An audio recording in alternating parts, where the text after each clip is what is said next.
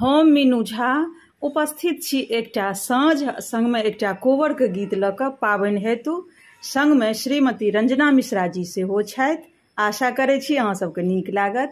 धन्यवाद। जय मिथिला, जय मैथिली। साँझ पड़े गेल चान उगे गेल भाय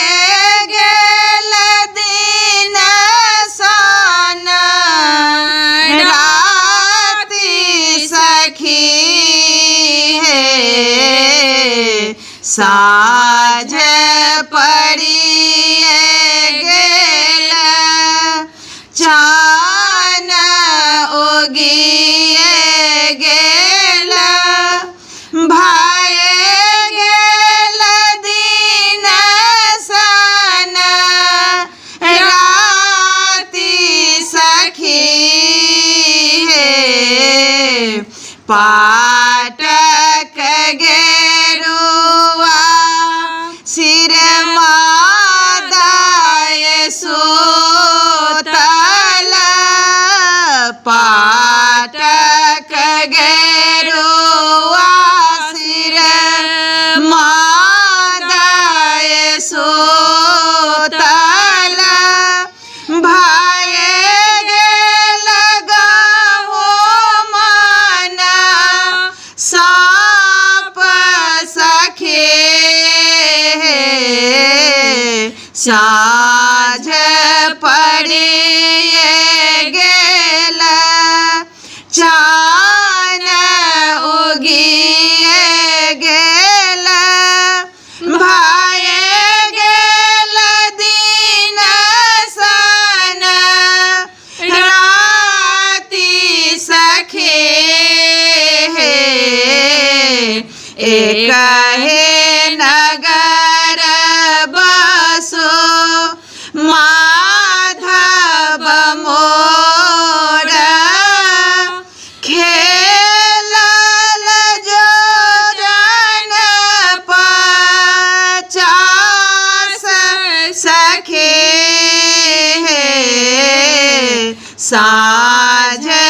पड़ी गेल चान उगी गेल भाय गेल दिन सन राति सखे साँझ पड़ी गेल कोबर लिखल कौशल्या रानी और सुमित्रा रानी हे कोहबर लिखल कौशल्या रानी और सुमित्रा रानी हे माई हे राची राची लिखला के कई रानी बड़ा रे या तना साओ हे माई हे राची राची लिखला के कई रानी बड़ा रे या तना साओ हे ताही कोहबर सुता गेला मधु दुल्हा सुहावे सुतल संग हे ताही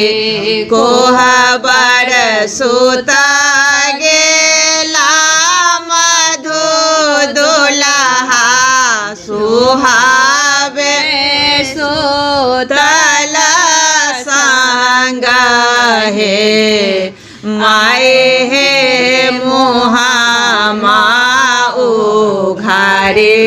देखलाने दुल्हा के धाने आभरण है माए है मुहा माऊ घारे देखलाने माधो दुल्हा रोशनी के आभरण है मांगा के मन टेका प्रभु तो है देवर छाथे शंखा चूड़ी है मांगा के मन टेका प्रभु तो है छाहू देवर छाथे शंखा चूड़ी है माए है चंद्रहार थी के मोरा बंदना सासु के बाजू बंद गोतनी छाथी नहे माए है चंद्रहार थी के मोरा सासु के बाजू बांदा गोतनी छाथी नहे पूत मोरा नयन कई जोड़े आके नाना देना बरंगा चोले है पूता मोरा नयन कई जोड़े आना ना दे ना बरंगा चोले है आहे भैंसुर मांगा काट को लिया यह मोरा आभरण है